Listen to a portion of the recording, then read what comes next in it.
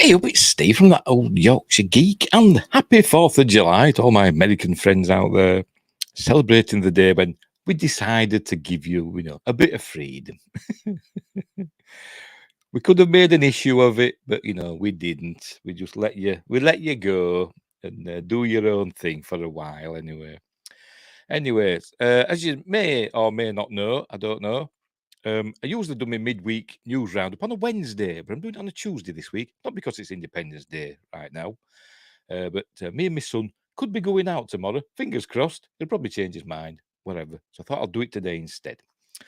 As usual, the links for all these stories are in the description down below, or wherever the descriptions are, in whatever format you're watching it. And don't forget, it's just there. Look, like and subscribe, share the videos, drop a comment, hit the notification bell if you're subscribed already. Join me in the live chat because I'm live. I'm live on YouTube and I'm live on Rumble. So let me just check, make sure. Yes, we're there. We're live on Rumble and we're live on Twitch as well. Don't know why I keep doing Twitch.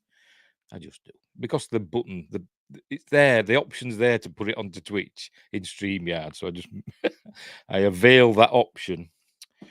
Where were we? Later on, when this is done, I will be uploading it to Spotify, Amazon Music Podcasts, and Google Podcasts. I'm also on Facebook, Twitter, and Instagram. Links for all that stuff is in the description, as are the links for my 2 books, Mercury Rapids, a light-hearted sci-fi action adventure about UFOs and aliens and stuff like that, and Silent Predator, a short horror novella about big cats, genetically engineered big cats, I think. You know what? I wrote it and I can't actually remember. Roaming around North Yorkshire, eating people, basically. Right, so let's get on with the this bit of news then, shall we? Is there anything else? Oh yes, I'm also on Patreon. I almost forgot about that. Hang on, put my Patreon banner up. There we go. I'm also on Patreon. I've uploaded a couple of new videos in the last 24 hours up there. There we go. Shout out to my one and only patron so far, Archmage Frey. He's away celebrating the 4th of July right now. So he's not watching. Where were I? Yes. I've uploaded a couple of new videos in the last day, or last few hours actually. I've uploaded a new episode of In Magical Monochrome where I'm watching the 1957 classic Teenage Monster, which were fun. And I've also uploaded a sketch video, Sketch Time, where I draw a picture in real time, and we listen to some music as well, and have I just waffle about things. So they're up on Patreon right now. So like I said, the link for that is in the description. You can also see it there. That is the URL for my Patreon. You can join. It doesn't cost you. If you can do like a 7-day free trial. I also put some things up there that you don't need to be a patron of. Some things are free that I include, but there are some exclusive stuff and there's some like early access and stuff like that. Right. Hang on, let's get rid of that. There we go. Right, off we go with this news. I'll make myself teeny tiny titchy in the bottom corner of the screen, and we will put the news up. Right, first off, Star Trek. This is from Collider, I think. Another Star Trek season briefly disappears on Paramount Plus. Updated. And there is Captain Jonathan Archer. The strange disappearance follows the streamer's cancellation and subsequent removal of Star Trek Prodigy. What is going on with Star Trek and Paramount Plus in general? What are they playing at? I don't know. Right. Despite previously claiming to be the home of every Star Trek series, and now we know it's not, a few notable franchise entries have started being removed from Paramount Plus. Following the abrupt and sudden cancellation and removal of Star Trek Prodigy from the streamer, the folks at TrekCore noticed that the 4th and final season of the early 2000s prequel series Star Trek Enterprise was temporarily removed from the platform. The streamer has since fixed the issue, but hasn't commented on Season 4's brief disappearance. What they're playing at? I've no idea. What the hell is that? Oh, Evil Dead Rise, right. What the hell they're playing at? I said they've got rid of Prodigy. Why have they removed it? It's supposed to be Paramount Plus supposed to be the home of all Star Trek, and now it's not. And it can't be for tax reasons. People have said, "Oh, they're removing them for tax reasons." like Disney's done with Willow and all that, and the stuff on Disney Plus, and Warner Brothers did with Batgirl, which means that basically they've got to erase them from reality if it's for tax reasons, because the tax man, is more powerful than God, it seems. But it can't be for that, because apparently the producers of Star Trek Prodigy have said they've been given the go-ahead to finish season 2. Apparently we're nearly finished anyway. So they've been given the go-ahead to complete it and shop it around to other streamers. Baffling. Anyway. In a highly controversial decision, Paramount recently removed Prodigy from its streaming service, along with Grease: Rise of the Pink Ladies, which I never got round to seeing. And now I'll never see it legally. And I like Grease, although I've never seen Grease 2.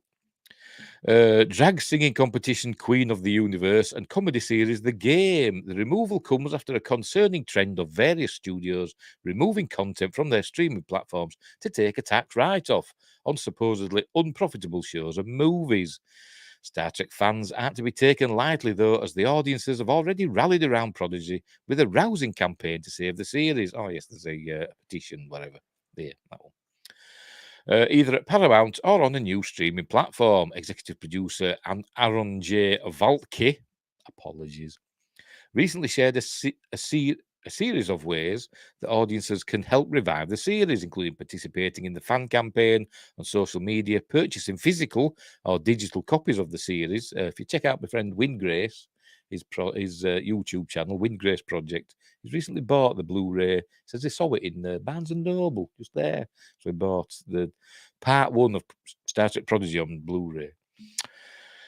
The first 10 episodes, anyway, and buying officially licensed merchandise. A Change.org petition to save the series has passed 26,000 signatures, and the creatives behind the animated show have not given up hope. While the removal of Prodigy and Enterprise's brief disappearance from the streamer is certainly cause for concern, Paramount Plus still has big plans for the franchise. Prequel series Strange New Worlds, which I absolutely adore. I love Strange New Worlds.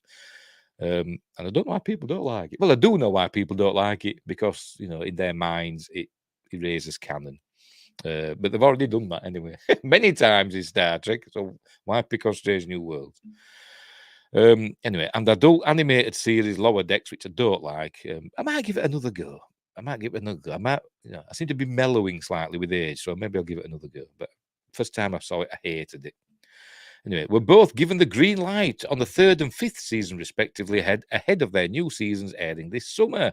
Earlier this spring, Paramount also announced that the long-awaited, it's not been long-awaited, it's just long known about, Section 31 series, starring Michelle Yeoh as Philippa Georgiou, will now come to the streaming platform as a movie, with the now Oscar-winning actress, and that's probably explained why it's just a movie. They couldn't afford her for an entire series.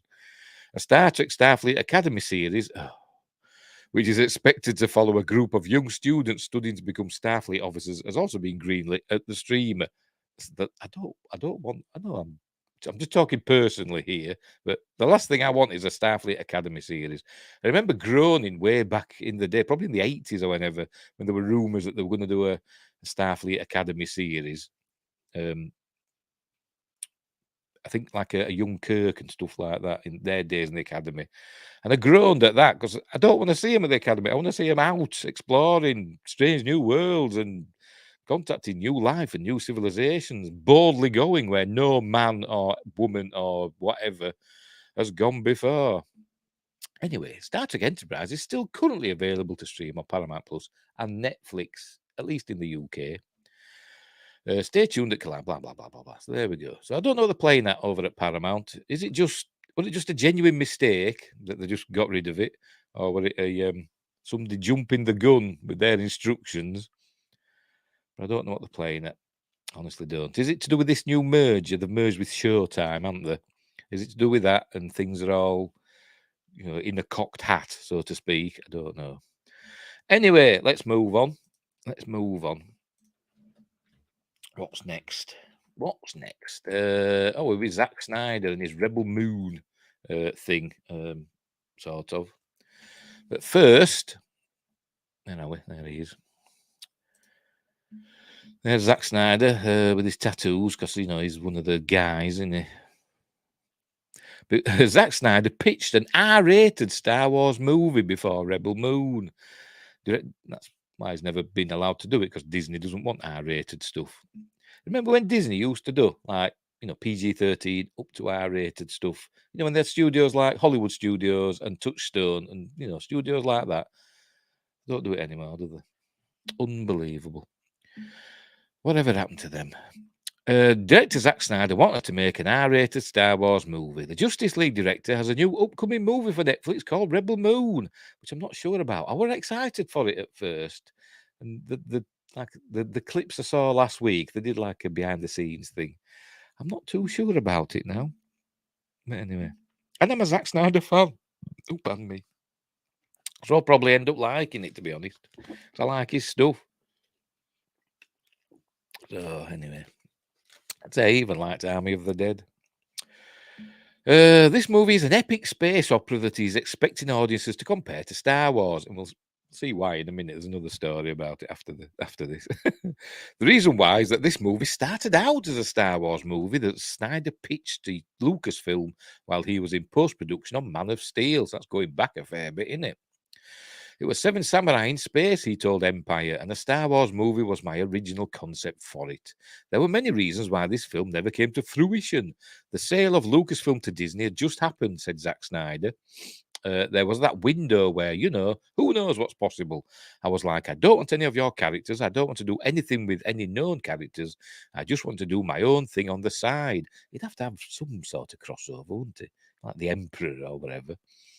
Or even Vader, or somebody. That to be mentions at least of them, wouldn't there? Anyway, and originally I was like, it should be rated R. That was almost a non-starter.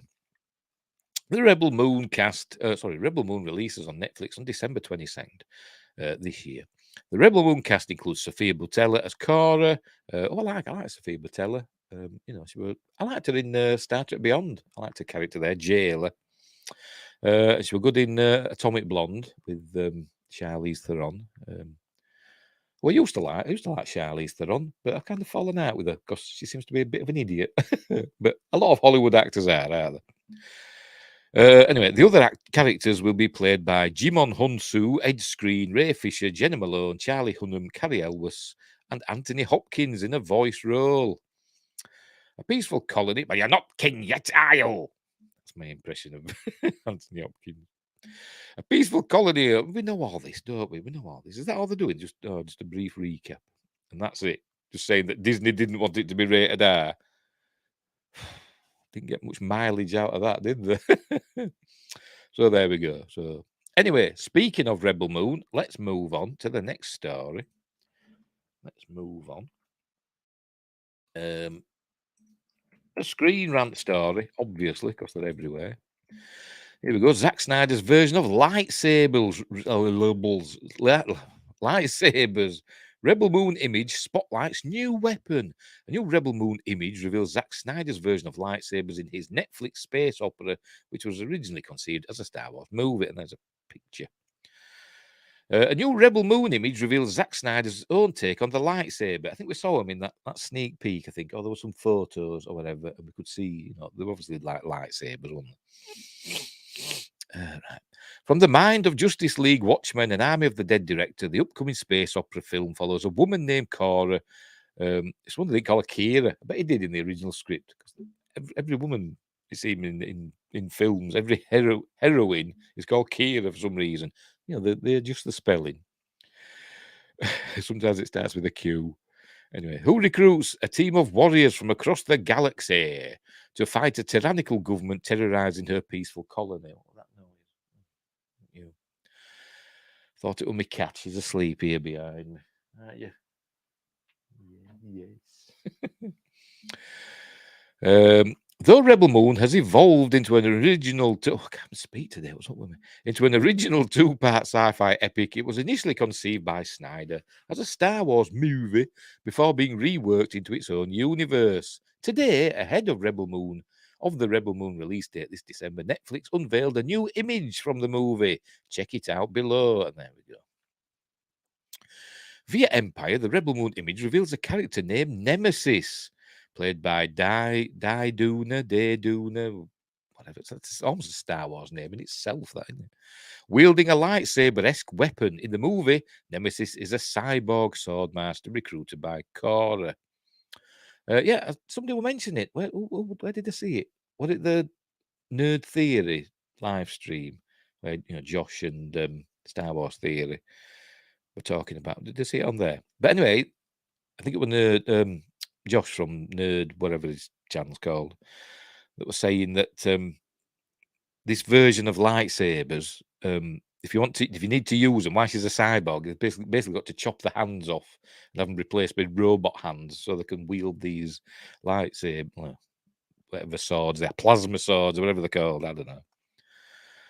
Anyway, maybe it'll explain it down here. Rebel Moon was originally conceived by Snyder as a Star Wars movie, which he pitched to Lucasfilm while he was in post-production of Man of Steel. Yeah, we just read about that. The pitch was a more mature take on Star Wars, inspired by the works of Akira Kurosawa, which the original Star Wars was Hidden Fortress, with Snyder calling it Seven Samurai in Space, which has already been done as well, not in Star Wars, but in Battle Beyond the Stars. After Disney's acquisition of Lucasfilm in 2012, the more mature take on the Star Wars universe fell to the wayside, so Snyder reworked his idea into a television series and then a feature film for Netflix, which was released in 2 parts, or will be released, in 2 parts starting on December 22nd. Though Rebel Moon is no longer part of the Lucasfilm franchise, many elements reminiscent of Star Wars remain, including a story about a rebellion against an oppressive government and the presence of lightsaber-esque swords. Any copyright issues aside. While Snyder has always worn his influence on his sleeve, Rebel Moon's lightsaber seems straight up stolen from Star Wars rather than acting as an homage. If Rebel Moon is going to invoke its inspiration so strongly, it's going to be difficult for it to escape the immense shadow of Star Wars and emerge as Snyder's own singular creation. You see in this photo either, you can see that they're not actually lightsabers, they are more bladed, aren't they? It's as though it's like a super hot metal blade, isn't it? I think that's what they're going for, rather than an energy weapon. I bet they don't retract. I bet they're there all the time. But you can switch them on and off. I bet, the heat. But yeah, I don't know where Josh from Nerd, I can't remember the name of his channel, Nerd whatevers, got his information that to chop the hands off and have them replaced with robot hands. Maybe that were in another article, which I've not found, but there we go. So, but that's interesting anyway. But she doesn't look much like a Jedi, does she? It looks a bit rough around the edges. I don't know. I'm not sure what to make of this Rebel Moon now, to be honest. Anyway, let's move on. Let's move on to a non-sci-fi thing, sort of, I suppose. It's Quentin Tarantino. Here we go, from Deadline. Quentin Tarantino shoots down hopes for a Kill Bill Volume 3. Boo. Silly man. Let somebody else make it then, Quentin. Quentin Tarantino shooting down the rumours that he was working on Kill Bill Volume 3. If you remember, I think when the original Kill Bills came out, 1 and 2, there were talk between, I think with him and Uma Thurman as well, of doing a sequel, pardon me, set, when about the young girl, spoilers, that the bride has. I forgot the bloody name now. I can't remember her name now. They beeped it out, didn't they? And Beatrice Kiddo, that's it. Spoilers. It's Beatrice Kiddo. About the child that Beatrice Kiddo had, and growing up and then wanting revenge on whoever. I can't actually remember. Or was it about? No, it wasn't about her. It was about. They said it was going to be about Vivica Fox's daughter growing up and wanting revenge on Beatrice Kiddo and her family, and her kid would also have grown up. And they were actually talking about that, but I don't know if I'll mention that in this article. Let's see what it says. Let us read on this Deadline article. Many Tarantino fans had hoped that the filmmaker would revisit the Kill Bill universe and cast Uma Thurman's daughter, Maya Hawke, in the potential sequel. However, in a new interview, the director says a third installment of the martial arts film is not happening. I don't see that. Oh, excuse me. It's snotty today. I don't see that. My last film is about a film critic, a male critic, and he plays in the 70s, of course. He said in an interview with De Morgan, striking down speculation about Thurman and Hawke teaming up in a Kill Bill follow-up. Tarantino imposed a 10-film limit, and his next film about the movie critic would be his last, leaving no room for him to direct a Kill Bill sequel. He could produce one. He could produce one and get somebody else to direct it. Back in 2022, here we go. No, I remember it long before then, though. Thurman talked about the potential of Kill Bill Volume 3 happening. I can't really tell you anything about it. I mean, it has been discussed over the years. There was real thought about it happening, but very long ago. I don't see it as immediately on the horizon, she said during an appearance on the Jess Cagle show. I've never heard of it. Tarantino had previously said he talked to Thurman about possibly doing another sequel and using ideas that didn't make the cut for the first two films. Here we go. Vivica A. Fox, who played Vanita Green and was killed by Beatrice Kiddo in the film series, recently talked about why fans still want to see more of this story. I think the main draw is that people love Tarantino's work, she said in an interview with CBR. What's CBR now? CBR.com or whatever. He's always got this weird quirkiness that surprises you, that intrigues you and makes you want more. It's not saying anything, though, is it? Fox appeared in a music video with SZA. I presume that's how you pronounce it. I'd have said SZA, but, I don't know. Never heard of them. Where they recreated Kill Bill, which fueled speculation that the singer would play her daughter. Oh, is it a woman? No. In a potential sequel. I was like, no, it's just a song and she loves Kill Bill, she added. So I just think it's the love of Tarantino and the magic of those films. But yeah, as I said, I think around the time that Kill Bill originally came out, they were talking, him and Thurman, and probably Vivica Fox as well, were talking about doing a sequel, in whatever 15 years down the line or whatever, about Vivica Fox's daughter wanting revenge, for the killing of her mother. But obviously that's not going to happen now, is it? Because he's decided he doesn't want to do any more films. But as I said, he could produce one, get somebody else to direct it. He could produce and write it, get somebody else to direct it. I mean, he could essentially direct it himself, couldn't he? But just say somebody else directed it. He'd be there on set, pulling the strings, so to speak. Anyway, so there we go. That's that. Right. Let's move on.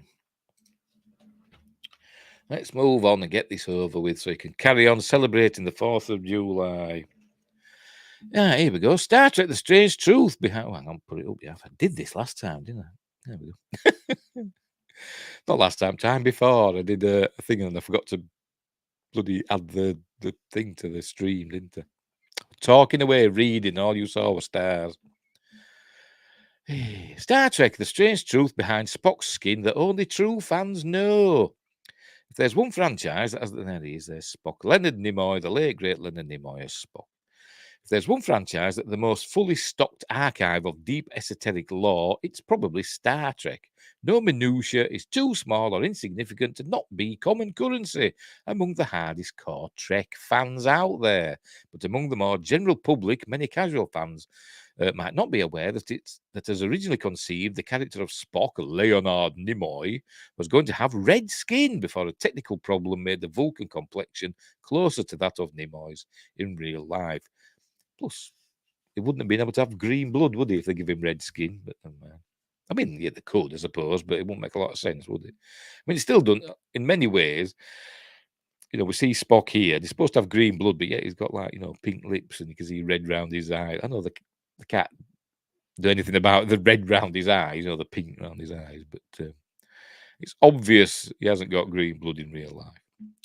A 2011 Trek FM feature on the most famous Vulcan of all time revealed that Star Trek creator Gene Roddenberry initially intended Spock to be much more devilish in appearance. His ears tapered, his eyebrows raised high and severe, even his skin was to simmer red. All he was missing was the forked tail, the article claimed. Spock's hair, eyebrows, and his most famous physical trait, his pointed ears, can all be seen as vestiges of this character conception. But back in the days when Star Trek was first airing, Spock's red makeup had to look right on both colour and black and white television sets, a technical challenge that the show's makers were simply unable to master. Yeah, he'd have looked... yeah. controversial. Leonard Nimoy himself confirmed this unusual piece of Spock backstory in a 2015 interview with the Los Angeles Times. I was going to be black on a black and white set, Nimoy said, explaining that on black and white television sets, the red makeup appeared jet black. It's not known whether the makers of Star Trek were thinking about any real-world racial implications in their choices behind Spock. According to makeup artist Fred Phillips, the character ended up getting a coat of what was actually called Chinese yellow by Max Factor, suggesting that it probably wasn't the biggest concern per Trek FM. And so Spock pretty much appears in the form he would become an icon in from the very beginning of Star Trek, in visual terms at least. Viewers of the unaired pilot episode The Cage are often shocked by the uncharacteristic emotion displayed by the famously stoic Vulcan before his character was fully developed. I'll say this again. I say this a lot. I'm saying this a lot lately. Spock were always showing emotion in the original series. It was always. Even, you might not think, oh, his little. He often did little smirks. You might not think, oh, well, that's not much, but he was also showing quite a lot of emotion a lot of the time. Even in not the second pilot. I mean, the second pilot was Where No Man Has Gone Before, but the first episode aired, Man Trap. He shows a lot of emotion in that. Kill it, Jim, kill it, shoot it, Doctor, and all that shouting and bawling. Anyway, so there we go. So originally going to be red anyway, and they couldn't do it because on the black and white telly, it'd have appeared basically in blackface, wouldn't it? So they decided against it, and probably for the better. Right. Did it. Moving on. We're getting there. Oh, we're back to Star Wars now. Hang on. Full screen. There we go. Right, George Lucas had a frustrating rule for Mark Hamill's Star Wars fights. By the way, I've not read any of these articles. These are all, these are all as new to me as they are to you. I just see the headlines and I think that sounds interesting. Let's see what happens. Right, it's been over 4 decades since Star Wars Episode 5, The Empire Strikes Back, hit theatres, and all these years later, we're still analysing it. Fans want to know every detail about how the original films came to be, how they were shot, and their effect on decades of subsequent blockbusters. Some of them have been studying every movement and every bit of information for their entire lives and could answer more questions about the franchise's galaxy than many of the filmmakers and actors. Oh, yeah, especially the actors. Some of the filmmakers, to be honest, don't know a lot about the law of the franchises that they work on. They know all the behind the scenes stuff and all that, and how things were put together for the film. But more often than not, they're not fans. I mean, some are obviously, but more often than not, they're not fans. Sometimes it's fun to consider how little the actors actually knew about the details of the franchise's lore when they were shooting the second film, with only the first movie and the Star Wars Holiday Special, yay, to go on. Okay, maybe just the first movie. In a 2020 interview with StarWars.com, Luke Skywalker actor Mark Hamill spoke about a rule Star Wars creator George Lucas had for the actors that he didn't learn in time for one fight scene. Fair warning, once you learn it, you'll be unable to keep from looking for it during every rewatch and future offering in the Star Wars universe. Right. The rule had to do with lightsaber battles. Oh, excuse me. Oh, pardon me. I've no excuse today. I can't play me lovely brunch clip because I haven't had a lovely brunch. I think it's just with talking and breathing. It builds up gas. Right, the rule had to do with lightsaber battles. Hamill said in the interview that he'd been working on a fight sequence with stunt coordinator Peter Diamond and Darth Vader's double Bob Anderson, who was an Olympic fencing champion. And he called the training intensive. He explained what happened, saying, "We had worked out a sequence where we were all particularly proud of, and I'm talking weeks and weeks of this. And we said, let's bring George Lucas in. We brought George in to look at what we had done, and he said, well, you can't take your hands off a lightsaber. You can't hold it in one hand." And we said, what? We had choreographed stuff where, we did spins around and we did various things. He didn't want us to ever take both hands off the hilt. But obviously they had to because he chopped his bloody hand off in Empire Strikes Back, didn't he? I tell you, sometimes George does my head in. Anyway, they had to restructure the fight, though Hamill said Diamond and Anderson were really helpful. It was frustrating, but I was very lucky to have Peter, who was so skilled as a stunt coordinator, and Bob. He was someone who he could counter if I made a mistake. He could counter it and incorporate it into the routine, and we could keep going. It takes an expert to make a novice look good, and that was certainly the case with him. But he's obviously changed his mind by the time the prequels came around, didn't it? So we've seen the Jedi stuff brandishing the lightsaber with one hand all the time in that. Anyway, in a 2014 Star Wars lightsaber featurette, Hamill gave another reason for the two-handed stance. George was adamant that these things were really, really heavy, that we couldn't take a hand off. We always had to have two, like Excalibur, like it's 40 or 50 pounds of weight. I mean, that could go with that could be like echoed down the line into Mandalorian. Remember, Din Djarin struggled with the weight of the Darksaber, didn't he? At first. So is that a reference to this? Anyway, Lucas added that they wanted to speed up the fights as Luke improved his techniques, and so we very slowly started moving away from the two-handed form to sometimes using a one-handed form. Yes, because so they could do that basically. Obviously, George, he wanted his hand cutting off, and he thought, "Oh, I've already said, I've said that they've got to use both hands, but now I want his hand chopping off. So I'll change my mind." You can see the focus of the two-handed battle in Empire, but there are definitely moments where both combatants use a single hand for effect. Luke is actually fighting with a single hand when he loses his. Well, obviously.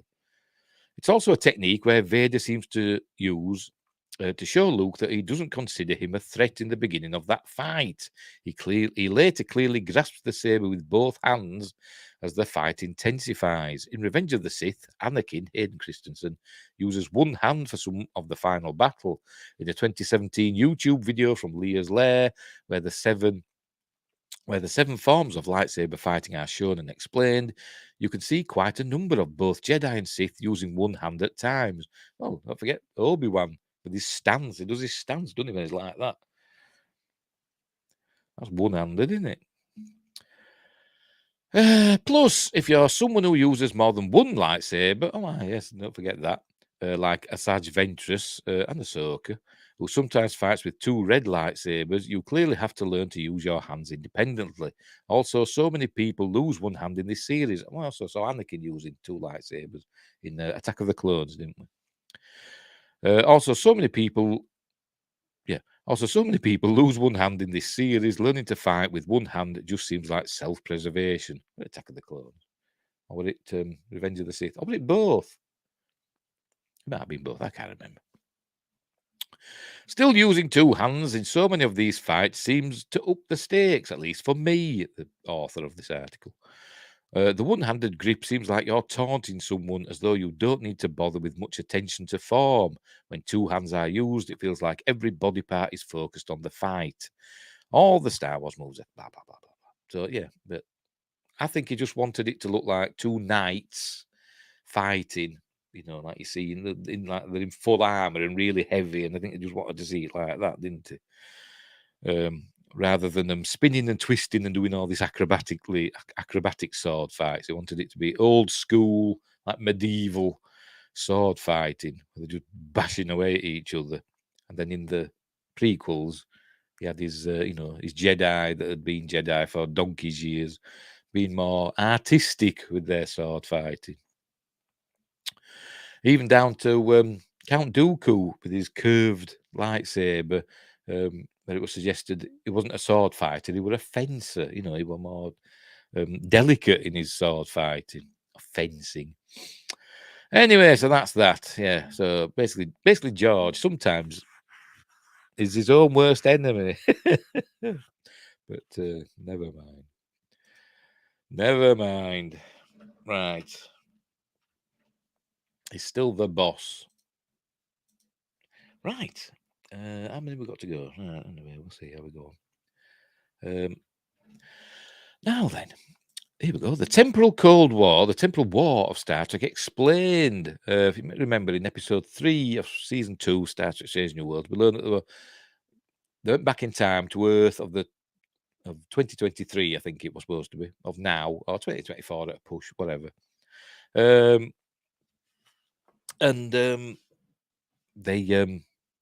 It were mentioned that a temporal war had happened, and it was like, what a reference to the Temporal Cold War that we learned about in Enterprise. Dunno. Right, but let's have a read, see what GFR's got to say about this giant freaking robot. A recent episode of the Paramount Plus series Star Trek: Strange New World showed how the shenanigans of the Temporal War had made big changes to the canon, including when Khan Noonien Singh was born. However, this revelation left many more fans scratching their head at just what the Temporal War was about and how it ended. If you share in that confusion, then it's time to sit back while we dive into everything you need to know about this influential interstellar conflict. Before there was a proper temporal war, Star Trek Enterprise introduced us to the concept of a temporal Cold War. Said Cold War included a number of different factions that were capable of time travel. And most factions were obsessed with changing the past in order to make things better for their own empires, hence calling it a Cold War rather than fighting each other directly. These futuristic factions manipulated others in the past into doing their dirty work. And there's Crewman Daniels, who was an agent from the future, showing Archer the timelines and the what people were doing in the past or the future or whatever. Star Trek Enterprise revealed that the Temporal Cold War eventually became very, very hot. Daniels, a mysterious Starfleet officer from the far future, warned that all... I don't think it was Starfleet officer. It was like from the temporal whatever.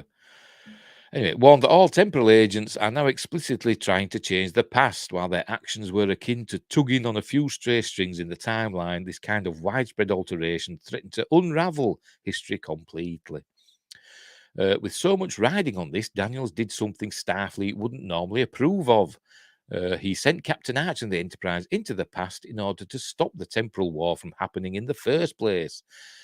In the Star Trek Enterprise episode Stormfront, we find out the war was caused by Vosk, a member of the Nakul faction who escaped into Earth's past when he lost the temporal war. And then we see the Enterprise NX-01 going up against Stukas. But there were Stukas armed with like plasma weapons or whatever, like laser guns or phasers or whatever. It was a fun episode. Archer learned, well, it was a two-parter.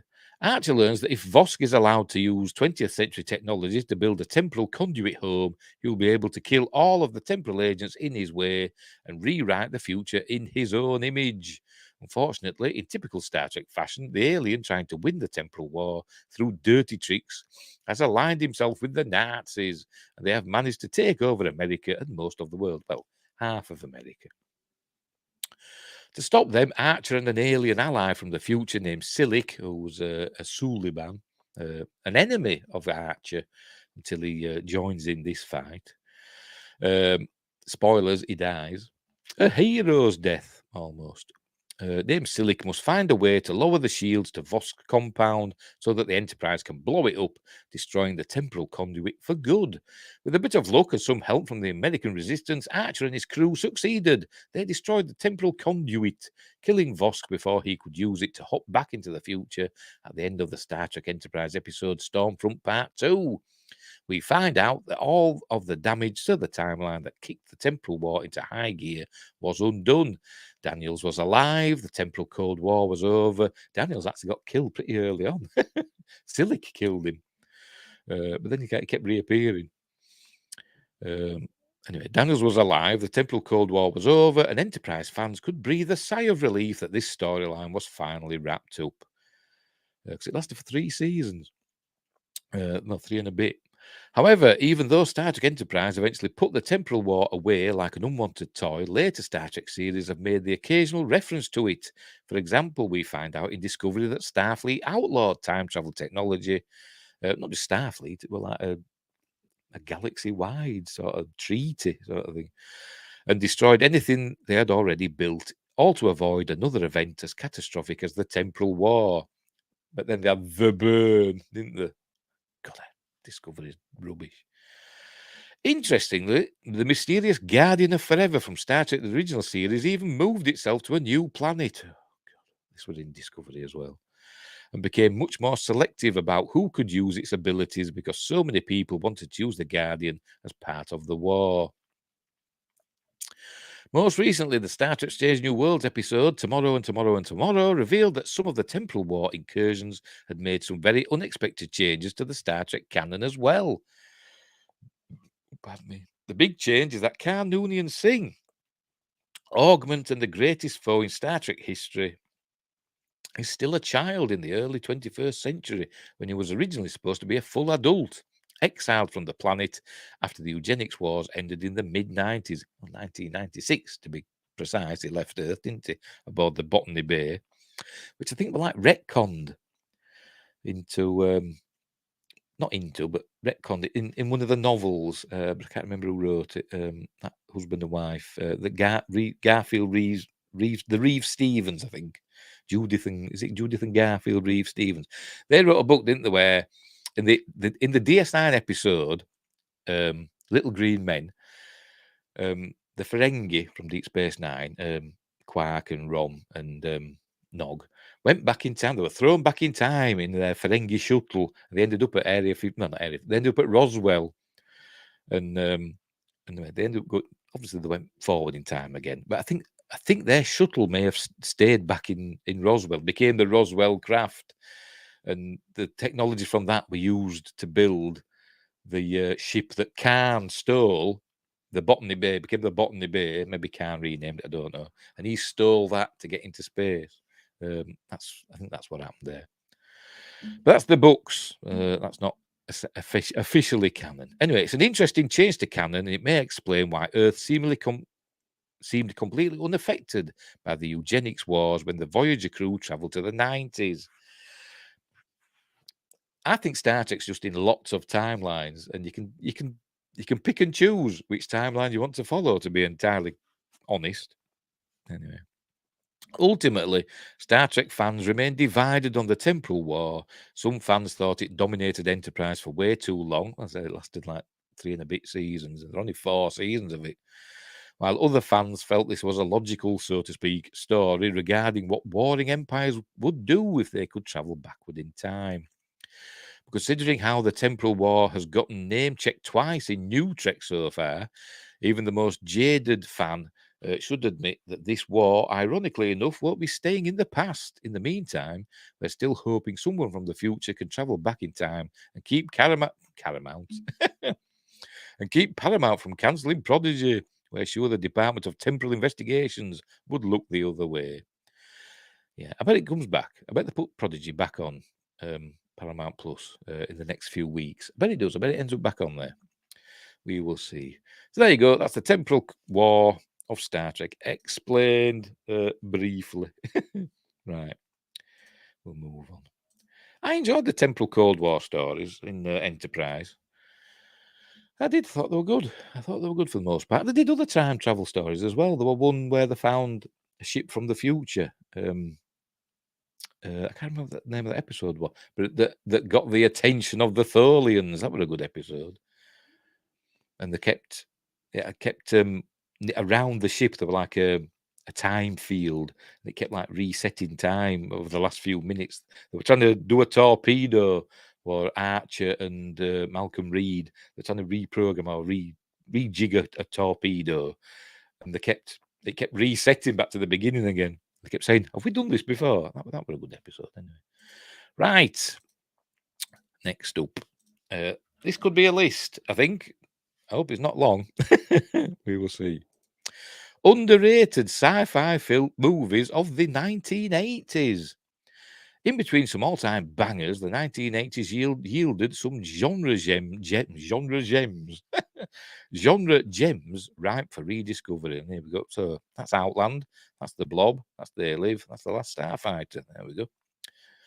While the 1970s was known as a wild, bold, experimental time in modern cinema, which extended to all genres, including science fiction, the 1980s were best known for, well, We don't know what exactly. The rise of the erotic thriller, the action superstar, the cookie cutter safe, high concept star vehicles, perhaps. They're talking about Rocky and Rambo and stuff like that. I don't know. As for sci-fi, the decade was marked by both undisputed blockbusters, Die Hard, etc., including the Star Wars and Star Trek sequels, Aliens and E.T. the Extraterrestrial, as well as some inarguable classics like The Thing, Tron, and Blade Runner. I know this by Tron had been there. That's not a classic. That would be Tron's not a classic in my opinion. It's a good film. I enjoy it, but it's not a classic. I'd push Blade Runner as well, because I'm not the biggest fan of Blade Runner. I do like it and I do enjoy it, but I'm not the hugest fan of it. But anyway, I can see why it's become a cult classic. But anyway, intriguingly, the more risky ones needed years to find their audience and critical acclaim. At the same time, sci-fi began to rely less on literary adaptations of the previous decade, like Logan's Run, for example, and more on crossing its streams. See what it did. With other genres like horror, the western, and the action thriller, making somewhat of a turn away from the idea-driven films that had come before. That doesn't mean the decade didn't have its share of underrated favourites, however. Some of these were heralded at the time, others less so, but they're mostly all great, or at least entertaining, examples of film science fiction continuing to find new and different ways to move forward. What's this image from me? I have no idea. Oh, Altered States, right. So first, Altered States, 1980. I've seen this once, and I may have been too young to really understand it, but obviously I didn't get it at the time. But it's William Hurt, I think. But anyway, this genuinely trippy movie was directed by, how long's this article go on for? Might be a while. I'll not read it all because the little bar there at the side is really small, so we'll just skip through them. So Altered States, right? Ken Russell film, William Hurt in it. What's that? All right, sorry. Where he is a scientist and experimenting with wild and trippy things, and it all goes wrong. I think he turns into a caveman at the end. I think spoilers, something like that. Death Watch, 1980. Was this the one that was based on a TV series? I can't remember. No, I think it's a different one. Yeah, it's a different one. So I've not seen this one, so I don't know. I can't comment on that. Death Watch is unnervingly on target about the way that reality TV has become part of the fabric of our lives. Oh, no, so I think it's a French film. I think, maybe. Or maybe not. French director. I've not seen that one, so I don't know about that one. Anyway, there we go. Outland, 1981. Sean Connery. A Peter Hyams film, I think. I could be wrong. But yeah, it's a good film, is Outland. I say it's kind of like Alien. It's got that vibe to it. It could almost be in the same universe as Alien. I think some people have argued it might be. But yeah, it's a good. It's like a like a conspiracy thriller sort of, but set on this on a colony on the Jupiter's moons. Is it Io? Yeah, Io. Yes, Peter Hyams directed it. There we go. What's next? Scanners, 1981. David Cronenberg, which is a really good film. Apart from the main character, it was bloody awful. And that's not the main character. That's obviously what's his face? I can't remember me and names. Starship Troopers, fellas. Been in loads of stuff. Oh, it'll come to me. But anyway, it's basically about people. Its most famous scene is the head blowing up stuff. About psychic people that can basically make your head blow up. And it's a good film and it's interesting. And it's about a drug that were given to babies and stuff, and that made them psychic. Became scanners that could read minds and stuff. And it's a good film, apart from the main character who's terrible. And I don't know how we got there, how we got the job. Right, 2010, 1984, the sequel to 2001, directed by Peter Hyams again. Another good film, a good sequel, and a lot of people argue it's actually better than 2001.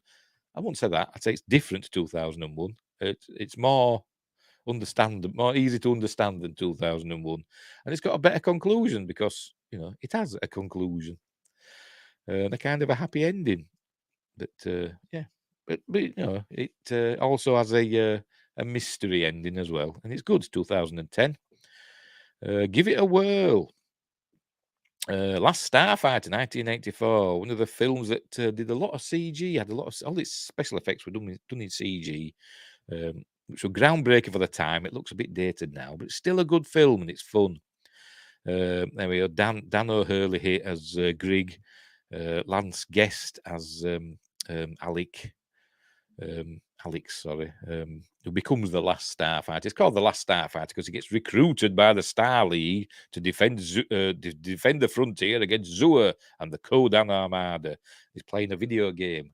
The video game's obviously sending data to I forgot who. Centauri, the character called Centauri, that is really good at being a starfighter, basically. And he beats the record on it. So Centauri comes in his star car, takes him to space, takes him to Rylos, and he becomes a starfighter. But he decides he doesn't want to do it. Spoilers, by the way, for all this. He decides it's not for him. So they take him back to Earth. But while he's on his way back to Earth, Zua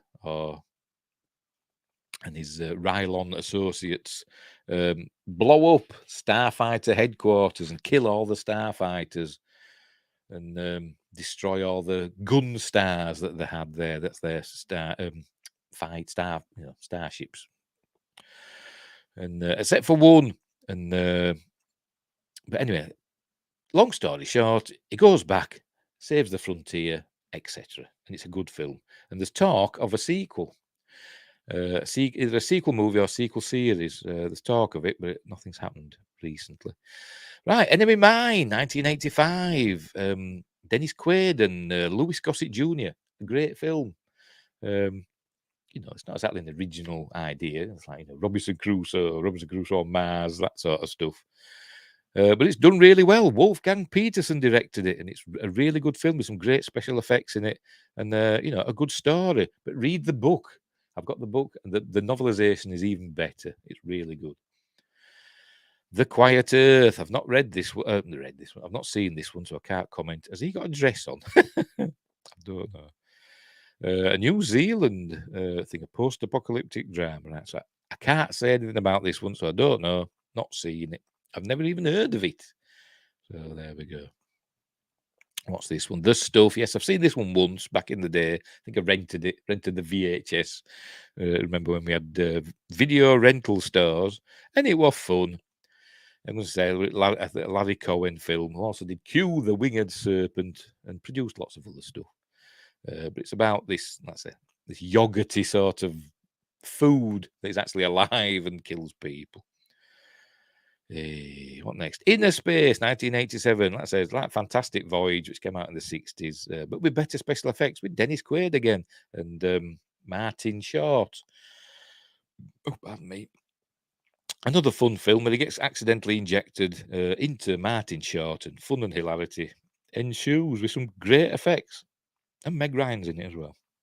And I think her and Quaid met on making this and, became a couple.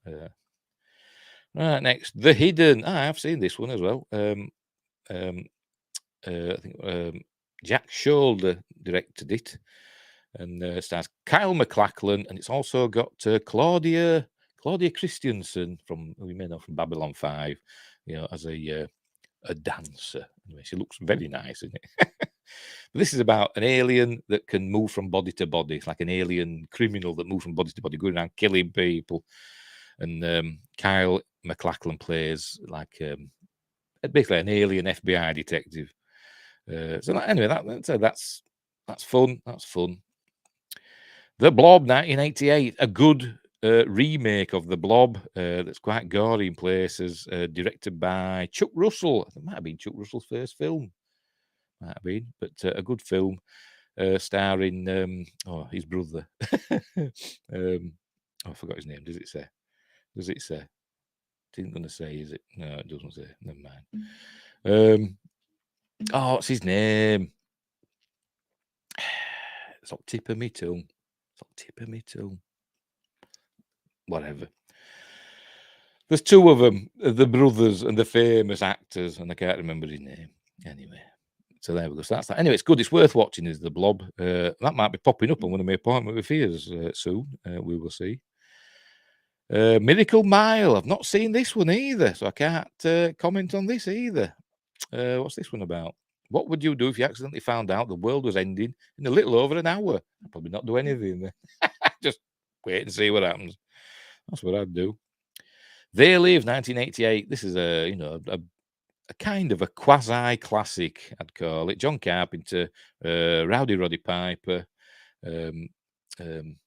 Keith David, and many more. And obviously, aliens have essentially taken over the world, but we don't know it. They're living among us. The only way to see them is to put on some special glasses. They're sending a signal out that like blocks our reality receptors or whatever. The only way to see them is to put on some special glasses or destroy the thing that's sending the signal out. Cool film. What the hell is this here? Godzilla versus Biollante, 1989. Never heard of it.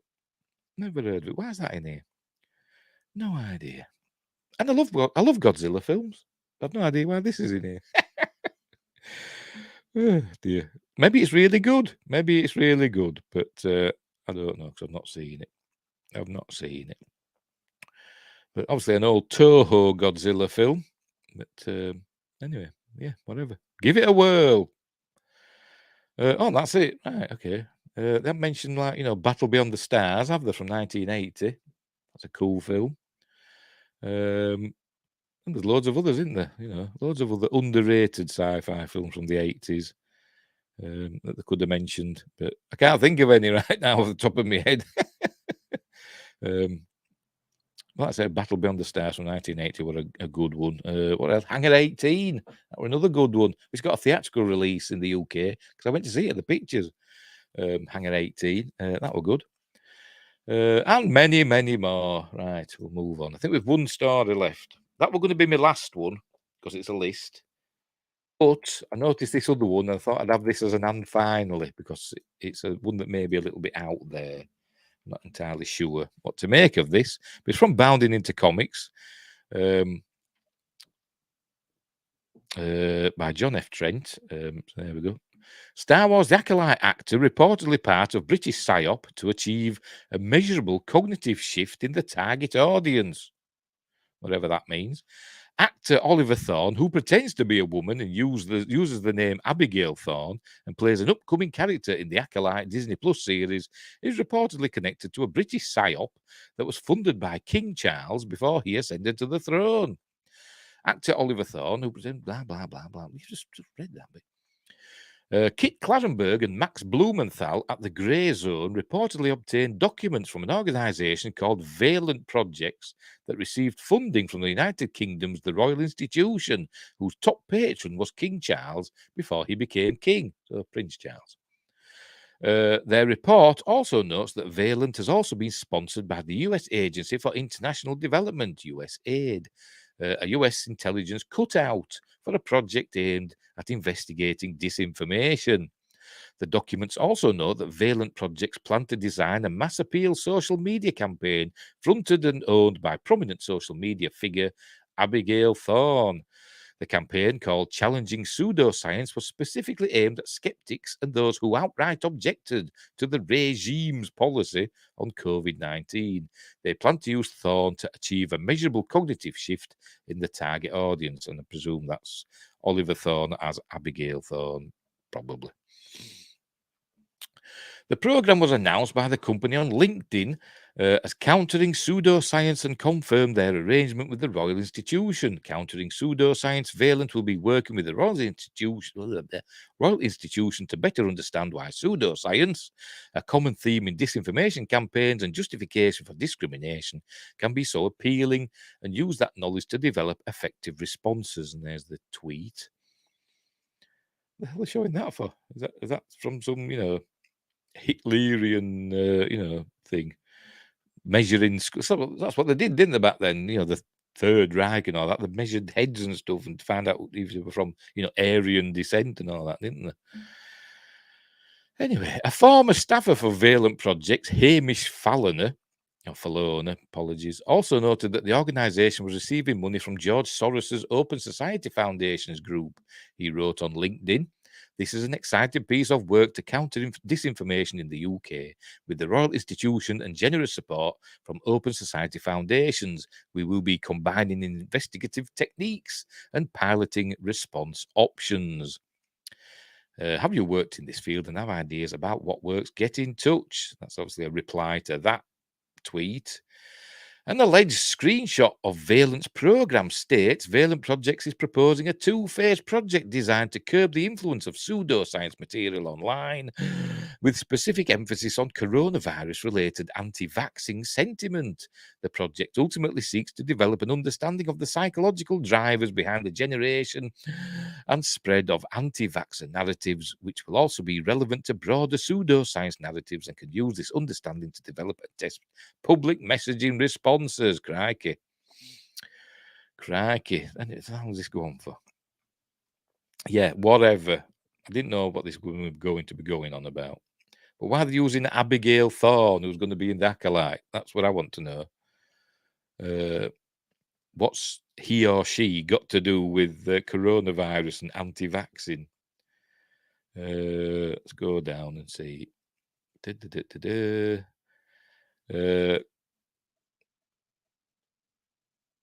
Because I have nothing against vaccines per se. I don't think the coronavirus vaccine accomplished anything, to be completely honest. But anyway, I probably did more harm than good, to be honest. Grey Zone speculates that I have no idea. What do you make of Thorne's connection to a British Psy-Op used to counter regime narratives around the COVID-19 vaccine? I don't know what to make of it, to be honest. All I know is that the security services of many nations have used actors and also been involved in the entertainment business for decades. It's common knowledge that the CIA, had its thumb in Hollywood for a long time to get its messages across or get things it wanted the people to know or not know. If something was in there that they didn't want the public to know, they'd get it out of a film or a TV series. But yeah, so there we go. But I suppose it's interesting, to see how actors are used. I mean, does Oliver Thorne know that they were used in this sense? I don't know. Maybe he did. I don't know. We'll leave it there. The link's in the description if you want to read it. But as I said, it just caught my eye. I thought it was actually going to be more about, the Acolyte, to be honest. It's just that an actor that's in the Acolyte was part of that campaign. Right. We will leave it there. We've done for today. Right. So have a happy rest of 4th of July if you're celebrating it over there, over the pond. I know Canada had its Canada Day, didn't it, on the 1st of July? So congratulations for that. But you're still part of the Commonwealth, so you kind of still belong to us. America still does, really. A lot of people say that America still is essentially the Virginia Company. That's what I've read in me conspiracy stuff. That's why that other article caught my eye. Anyway, we'll leave it there. So, thanks for watching. Wherever you are, look after each other. And until next time, I'll see you. Hang on, I ain't got my things ready. I forgot to get myself ready. I'm going now. I'm definitely. Right. Where is it? There, look. Bye.